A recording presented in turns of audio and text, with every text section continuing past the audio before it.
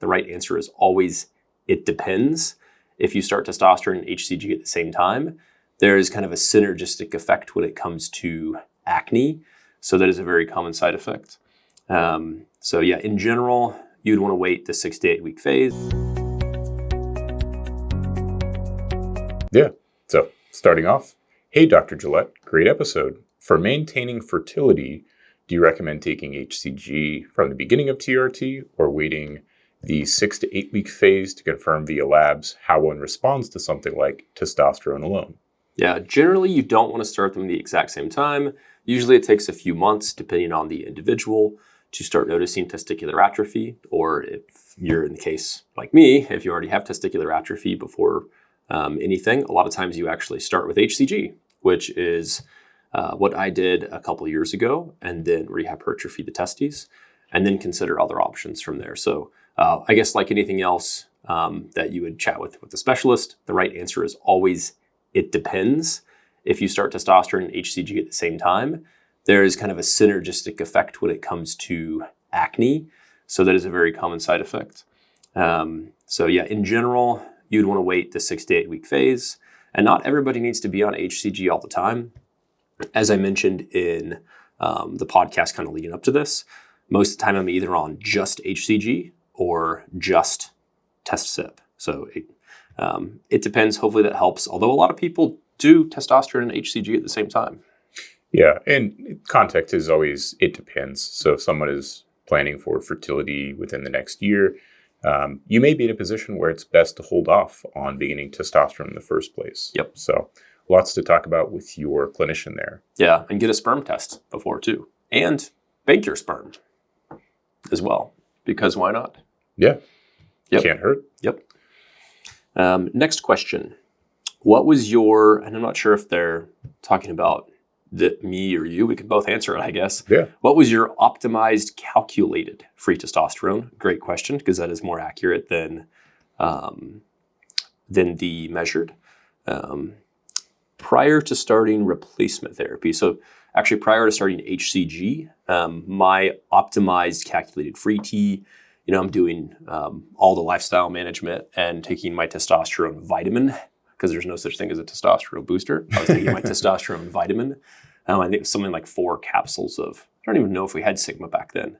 Anyway, it was something similar. And I think it was around 5 nanograms per deciliter. But my calculated free DHT, I wish I had checked a free DHT. I checked a free estradiol, was probably something like 6 or 7. And I think it was still pretty high even on finasteride, because I was on finasteride before I was on HCG. I think finasteride was the first medication that I took. For boosting or maybe your it was T. ezetimibe. Actually, finasteride probably did boost your T slightly. Yeah, if I was not on finasteride, my free T may have been, or I think I got it up to 7. It may have been 5 if I was not on finasteride. Yeah. And I How guess about you? my optimized, my peak free testosterone, assuming a couple of things here. So if we go back over a decade, this makes me feel like I'm old. You are like 50 or 60, I think. I act like it. But if I go back to high school, I actually had some testosterone levels checked because I had broken a lot of bones growing up. And there was a question about bone density being an issue. Smart guy. It was partially myself and then partially the doctor agreeing to check it. So a lot of places you would just be told, no, we're not going to check that. But I guess this is going back. There was a little bit of rapport between myself and my primary care provider. Wow. I was a younger guy that As a was young kind male, of known in the community and agreed to check a total testosterone level. No SHBG, no free T. I don't think I had gonadotropins because there wasn't really a need to do that. It was just kind of starting with, hey, what's the testosterone? And that level came back at 420 something. And assuming my SHBG has been similar, that probably puts my free testosterone between 10 and 11 nanograms per deciliter. So nothing necessarily wrong with that testosterone level. Prior to starting replacement therapy, my free testosterone level would have been closer to between 5 and 6 nanogram per deciliter. My total was between 230 and 250, 2 separate times. Now, this was with a caveat while I was working night shift. One of those was a morning reading after a night sleep where I was actually sleeping at night on a day off. The other was a afternoon reading shortly after awakening on a night that I was going to be working. So I kind of checked both. At that time, I didn't know that the diurnal pulse was still preserved, but in any case, I, by happenstance, got both readings.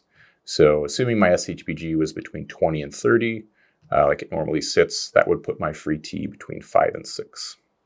Yeah, and perhaps you did. I mean, in hindsight, that seems like a pretty good call. You haven't had any broken bone since. But yeah, I guess you could also make the argument, well, you should have quit your job, stopped working night shifts, stopped going to nursing school, stopped studying so hard late at night. And instead you should have went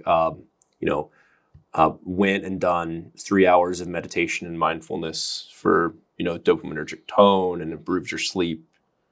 Why didn't you, and bought a sauna and a sun cold my plunge testicles daily and that sort of thing. Yeah. So why didn't you do that? There are trade-offs. And, the time being younger and focusing on working hours and income and advancing education, sort of having competing priorities, it seemed like the least bad option. As it relates, there's a lot of alternative things you can do for energy, and we can talk about those when I think someone asked about the TRT story. So we'll expand upon that a bit later. Yeah, that'd be a good one. Yeah. And before we do that, I will say similar story with myself. What really did it for me, at least when I started the HCG at the start, is when I not only was delivering babies and not sleeping well and also trying to naturally optimize testosterone, I was also training quite hard, trying to get back into shape. And I also had 2 children under the age of 18 months. I had a newborn and an 18-month-old. So as you can imagine, as an involved father, I was not sleeping a lot between all those things. Yeah, pretty suboptimal for testosterone production. Yep.